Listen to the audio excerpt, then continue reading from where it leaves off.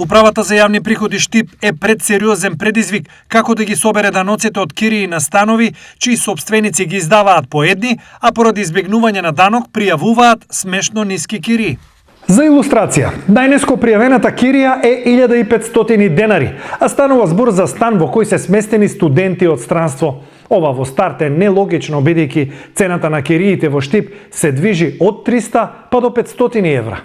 Ова е разлика од најмалку 10 пати, што автоматски значи 10 пати помал платен данок.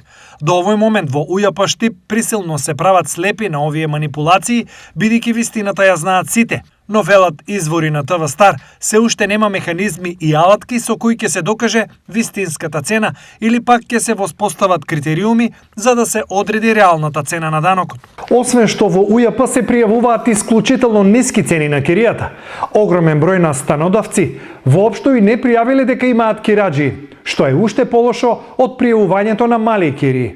Според добиените податоци, во моментов во Штип се издадени само 450 станови, а во реалноста овој број е барем двојно поголем.